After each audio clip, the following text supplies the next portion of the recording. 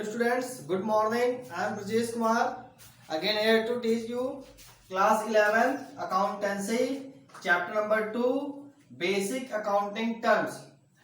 Students, our today's topic is today's topic capital receipts and revenue receipts, and next expenditure and subtypes of expenditure. Subtypes of expenditure means capital expenditure and revenue expenditure. These are our today's topics for discussions. So students, let's start. I am going to teach you capital receipts and revenue receipts. Read with me carefully. It is also necessary to make a proper distinction between capital receipts and revenue receipts. The revenue receipts are shown on the credit side of trading and profit and loss account, whereas the capital receipts are shown the balance sheet either an increases in liabilities or as reduction of the value of assets. Means कहने का है कि जो revenue receipt है उसको हम credit side में show करते हैं ट्रेडिंग अकाउंट और प्रॉफिट एंड लॉस अकाउंट में, एंड जो हमारा कैपिटल रिसीप्ट है उसे हम शो करते हैं बैलेंस शीट में, या फिर लायबिलिटी अगर बढ़ रही है तो हम लायबिलिटी साइड में.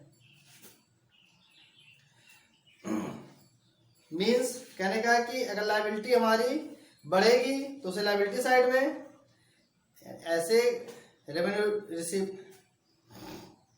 ऐसे कैपिटल रिसीप्ट से जिनसे हमारी लायबिलिटी इंक्रीज हो रही है तो ऐसे केस में हम बैलेंस शीट के लायबिलिटी साइड में शो करेंगे कैपिटल रिसीप्ट को, और अगर हमारी एसेट्स डिक्रीज हो रही है रिड्यूस हो रही है तो ऐसे केस में हम एसेट साइड में शो करेंगे कैपिटल रिसीप्ट्स को. स्टूडेंट्स, कैपिटल रिसीप्ट्स के बारे में दे रखा है नीचे. Examples of capital receipts are, capital receipts के कुछ एग्जांपल्स हैं, देखते हैं. फर्स्ट है amount received from the sale of fix assets और इन्वेस्टमेंट्स. किसी भी फिक्स एसेट्स को सेल करने से या किसी भी इन्वेस्टमेंट को सेल करने से जो अमाउंट हमें मिलता है उसे हम कौन सा रिसिप्ट कहते हैं? Capital receipts. मींस कहने का कैपिटल एसेट्स को जब हम बेचते हैं उससे जो हमें गेन रिसीव होता है, गेन हमारा पैसा रिसीव होता है, प्रॉफिट रिसीव होती है, वो हमारा कैपिटल रिसीव कहा जाता है. सेकंड है capital contributed by the proprietor partners or money obtained from issue of shares and debentures in case of company. यानी प्रोप्राइटर्स या पार्टनर्स के द्वारा जो मनी कंट्रीब्यूट की जाती है कैपिटल के रूप में वो भी हमारा कैपिटल रिसिप्ट है. और इस शेयर इशू करने से और डिवेंचर इशू करने से, किसी भी कंपनी के केस में शेयर इशू करने और डिवेंचर इशू करने से जो पैसा हमें प्राप्त होता है, रिसीव होता है, वो भी हमारा क्या होता है? Capital receipt. यानी शेयर इशू करने से और डिवेंचर इशू करने से भी हमारे पास कैपिटल रिसिप्ट कलेक्ट होती है students. And the third is amount received by way of loans. जब भी कभी हम किसी फर्म से, किसी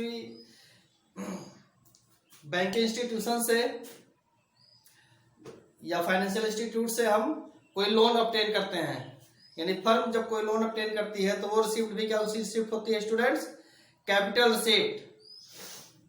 the our next topic is revenue receipts. Revenue receipts किसे कहते हैं students? Money obtain from sale of goods. यानी जब हम किसी फिक्स एसेट्स को सेल करते हैं, नॉन करंट एसेट को, उससे जो पैसा हमें मिलता है वो हमारा कैपिटल रिसिप्ट होता है. और जब हम किसी करंट एसेट को सेल करते हैं स्टूडेंट्स तो उसके अगेंस्ट जो हमें पैसा प्राप्त मिलता है वो क्या है? Revenue receipt. यानी money obtain from sale of goods, यानी गुड्स को बेचने से जो पैसा मिल रहा है वो हमारा रेवेन्यू रिसिप्ट. नेक्स्ट है second commission and fees received from services rendered. कोई सर्विसेज दी जा रही हैं, सर्विसेज प्रोवाइड कराई जा रही हैं, उसके अगेंस्ट हमें कोई फीस मिल रही है या कमीशन मिल रहा है तो वो भी हमारा क्या है? Revenue receipt. Third is interest and dividend received on investment.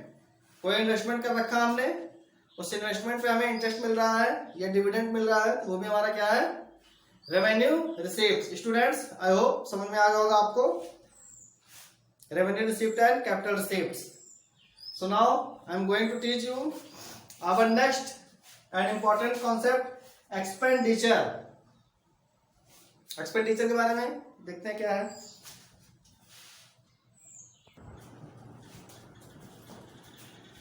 Expenditure any disbursement of cash और ट्रांसफर ऑफ प्रॉपर्टी और ensuring allowability for the purpose of acquiring assets, goods और services is called expenditure। यानी कभी भी हम किसी भी liability create करने के लिए, एसेट्स को खरीदने के लिए, गुड्स और सर्विसेज को परचेज करने के लिए जब भी कोई हम पे करते हैं यानी डिसबर्समेंट करते हैं अपने कैश का, वही हमारा क्या है, एक्सपेंडिचर। एक्सपेंडिचर का आप इस तरह समझ सकते हो स्टूडेंट्स कि आप जानते हैं कि नॉर्मल वर्ड्स में कि कोई भी काम इस दुनिया का विदाउट मनी नहीं होता, बिना पैसे के नहीं होता।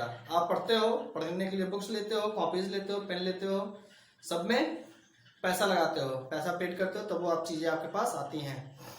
आप अपने घर से स्कूल के लिए जाते हो, बीच में आपको कन्वेंस लेना होता है, ऑटो लेनी होती है, वो क्या है, सर्विसेज है, उसके लिए भी आपको पे करना होता है। मीन्स कहने का है कि any payment, any disbursement of money against services और टेकिंग गुड्स और एसेट्स इज कॉल्ड एक्सपेंडिचर। यानी एक्सपेंडिचर उसे हम कहेंगे जब हम पेमेंट करेंगे बट पेमेंट के अगेंस्ट हमें कुछ ना कुछ चीजें मिलेंगी, चाहे वह गुड्स मिले, एसेट्स मिले या सर्विसेज। स्टूडेंट्स, अगर हमने पेमेंट एक्सपेंस किया बट उसके अगेंस्ट हमें कुछ मिल नहीं रहा है, तो ऐसे केस में क्या होगा, जो पेमेंट है वो लॉस हो जाता है, हमें ध्यान रखना होगा। यानी एक्सपेंडिचर हम तभी कहेंगे कि जब उस मनी के अगेंस्ट हमें कुछ ना कुछ चीजें मिल रही है, चाहे सर्विसेज मिल रही हैं या फिर हमें कोई गुड्स मिल रही है या फिर कोई हमें एसेट मिल रही है। स्टूडेंट्स,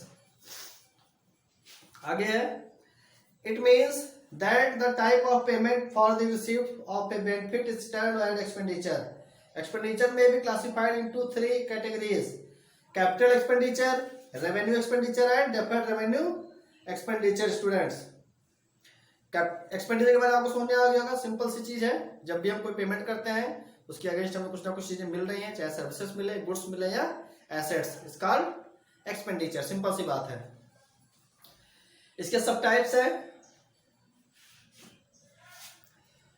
कैपिटल एक्सपेंडिचर, सबसे पहले हम बात करते हैं कैपिटल एक्सपेंडिचर की। Students, any expenditure which is include in acquiring और increasing the value of fix assets.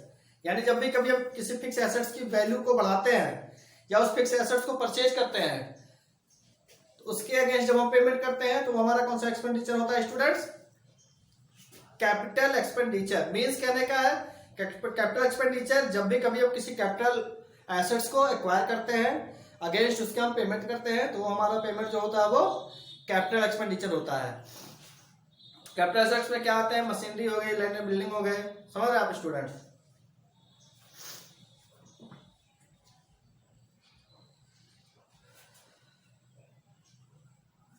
As such, the amount spent on the purchase of creation of a building, किसी भी बिल्डिंग को खरीदने और उसके बनाने में, प्लांट को खरीदने बनाने में, फर्नीचर को खरीदने या बनाने में, इस कैपिटल एक्सपेंडिचर। ये सभी चीजें हम करते हैं तो हमारा क्या है? Capital expenditure. Such expenditure yields benefits over a long period and hence return in assets. इनका जो बेनिफिट हमें मिलता है, इस एक्सपेंडिचर का जो बेनिफिट होता है वो मोर देन 1 ईयर यानी 1 साल से अधिक का ये हमें बेनिफिट भी देता है, और ये इसे हमें एसेट साइड में हम लिखते हैं इसको। Students, the next topic is revenue expenditure. यानी कैपिटल एक्सपेंडिचर अगर आपको समझ में आ गया तो इसका अपोजिट जो है वही हमारा रेवेन्यू एक्सपेंडिचर। यानी जब हम किसी करंट एसेट्स को परचेज करने में एक्सपेंस करते हैं तो हमारा रेवेन्यू एक्सपेंडिचर। इसका जो पीरियड होता है, इसका जो प्रॉफिट हमें मिलता है वो विद इन 1 ईयर मिलता है। देखते हैं any expenditure the full benefits of which is received during one accounting period is termed as revenue expenditure, such as cost of goods sold, salaries, rent, electricity charges etcetera. यानी इसके examples हैं cost of goods sold, salaries, rents, electricity charges, बिजली के bills.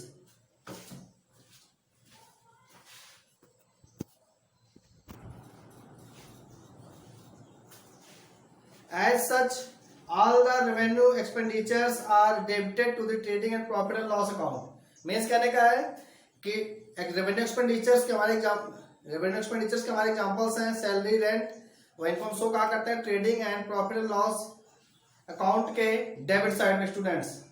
Such expenditures does not result in a increase in the earning capacity of a business but only help in maintaining the existing earning capacity।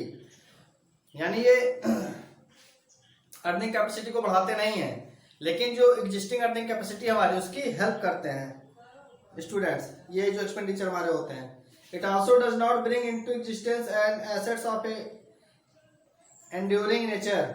यानी ये assets में भी exist, किसी भी assets में exist नहीं करते हैं। ये केवल एक्सपेंडिचर ही होते हैं जो हमारे बिजनेस को ऑपरेट करने में हेल्प करते हैं students. Now our next topic is distinction between capital expenditure and revenue expenditure. Students आप इसके डिफरेंसेस को जब पढ़ेंगे तो आपको और अच्छे से कैपिटल एक्सपेंडिचर और रेवेन्यू एक्सपेंडिचर समझ में आ जाएगा। कैपिटल एक्सपेंडिचर रेवेन्यू एक्सपेंडिचर का मेन जो डिफरेंस है वो यही है कि जब भी हम कभी किसी कैपिटल एसेट्स को या फिक्स एसेट्स को परचेज करने के लिए एक्सपेंस करते हैं तो वह एक्सपेंस हमारा कैपिटल एक्सपेंडिचर कहा जाता है। रेवेन्यू एक्सपेंडिचर यानी नॉन करंट एसेट यानी करंट एसेट्स को जब हम परचेज करने के लिए पेड करते हैं तो वो हमारे रेवेन्यू एक्सपेंडिचर कहे जाते हैं। यानी कुछ ऐसे एक्सपेंसेस भी होते हैं जो शॉर्ट टर्म के होते हैं, उनको करने पे भी जो हम पेड करते हैं, जिससे सैलरी हो गया, रेंट हो गया, ये भी हमारे क्या है रेवेन्यू एक्सपेंडिचर। डिफरेंसेस हम पढ़ते हैं। First difference is that capital expenditure is incurred for the acquisition or erection of a fixed assets, whereas revenue expenditure is incurred for the day-to-day running of the business। यानी किसी भी fix assets के erection और acquisition के लिए जब हम कोई एक्सपेंडिचर करते हैं तो वो हमारा कैपिटल एक्सपेंडिचर, और किसी बिजनेस के day by day running expenditure, day by day के एक्सपेंडिचर्स को जो हम पेड करते हैं वो हमारा रेवेन्यू एक्सपेंडिचर। किसी बिजनेस को डेली का डेली चलाने के लिए जो एक्सपेंस पेड होते हैं वो हमारे रेवेन्यू एक्सपेंडिचर।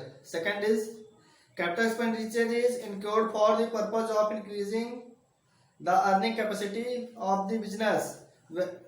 किसी भी बिजनेस की अर्निंग कैपेसिटी को बढ़ाने के लिए इस एक्सपेंडिचर को हम करते हैं, किसको, कैपिटल एक्सपेंडिचर। उसी दूसरी जगह पे revenue expenditure is incurred for maintenance of earning capacity for keeping for the assets in the effective working order.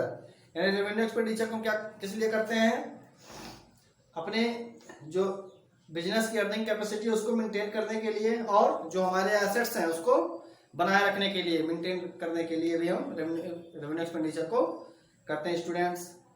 And our third is capital expenditure yields benefit normally over a long period. यानी capital expenditure का जो profit होता है वो हमें लंबे समय तक मिलता है, where is revenue expenditure yields benefit for a minimum period of a 1 year. और जो रेवेन्यू एक्सपेंडिचर का फायदा है वो हमें केवल 1 ही साल तक मिलता है। The fourth is capital expenditure is written in the balance sheet, where is revenue expenditure is written in the trading and profit and loss account. यानी जो कैपिटल एक्सपेंडिचर है उसे हम लिखते हैं बैलेंस शीट में, और जो हमारा रेवेन्यू एक्सपेंडिचर है उसको हम कहाँ लिखते हैं students, profit and loss account में। तो students now I can say your today's topic is finally finished. So now I am going to give you your homework. Your homework is definite revenue expenditure, please read this. इसको आप लोग एक बार पढ़ लीजिएगा, definite revenue expenditure. उसके बाद expense, income, profit, gain, loss, purchase, purchase return and sales return. Students purchase return, sales and sales return, इतनी सारी चीजें, इन सारे टॉपिक्स पे हम डिस्कशंस करेंगे स्टूडेंट्स नेक्स्ट बेल में। Okay, thank you.